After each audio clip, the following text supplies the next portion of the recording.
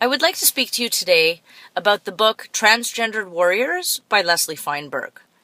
I'm bringing this book into the collection of books being reviewed in Cultural Studies of Educational Technology because I think it's a piece of the puzzle being built in the academy to make room for other ways of knowing. Now, there's a growing body of what we call querying, which is querying, so looking into history and traditional thought. And querying, adding an extra E, explores the hidden corners that are not normally part of the framework. So, Transgendered Warriors is a book that seeks to write the history of transgendered people across time, acknowledged through Western print. Some of the ideas and concepts that Leslie Feinberg introduces is the disruption of heteronormativity. What Leslie Feinberg does is take his voice and his personal legacy to find and make room for himself in society. And what he's battling throughout his life is this binary of girl and boy, this binary of male and female. And his intent, I think, is to make transgendered people part of the conversation. So what he does is he looks at various historical frameworks and identifies the existence of transgendered people in those frameworks. So he talks about the role of non-female male, what some indigenous communities call two-spirited people, and the shamanic power and honor and deference they're paid in their communities.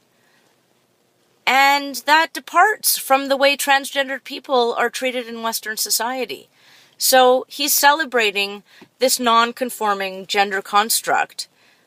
And I think it's a big part of the decolonizing conversation, because if we get into the discourse around dominance and heteronormativity and the imposition of heterosexist ideas, transgendered celebration disrupts that.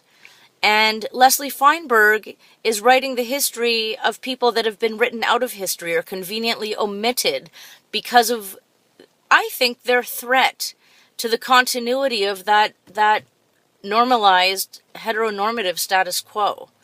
And if we can make room in our thinking within the indigenous knowledge framework of gender norms that don't adhere to Western constructs, there's like a dual empowering opportunity made possible. So, and the other piece is Leslie Feinberg was born Jewish and female and queer. And for me, I fall into those categories. But I also have a strong connection to the indigenous community because of my children. And so they occupy, multiple positions in our society. And the other point is that as we reconsider the process of decolonizing the academy and paying attention to the impact of colonialism, we also need to see how society has been reorganized from the traditional ways it once was.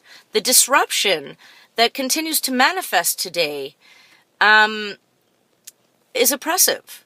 And so I think that there's a distinct connection when we talk about redefining power norms and disrupting the binary opposition of gender normalcy. We're also talking about disrupting the racial binary.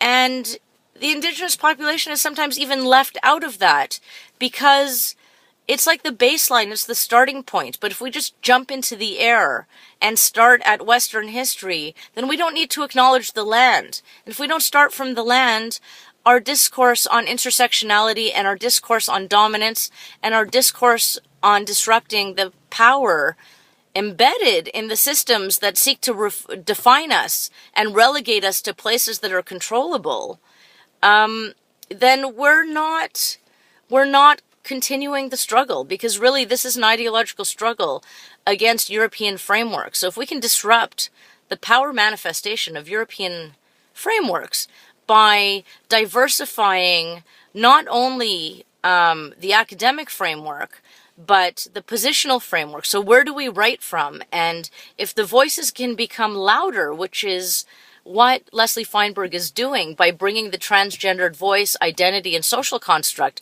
into the conversation, we're expanding the framework, and we're taking intersectionality and we're identifying the different voices that occupy different positions on that circle. If we consider it a circle, you know,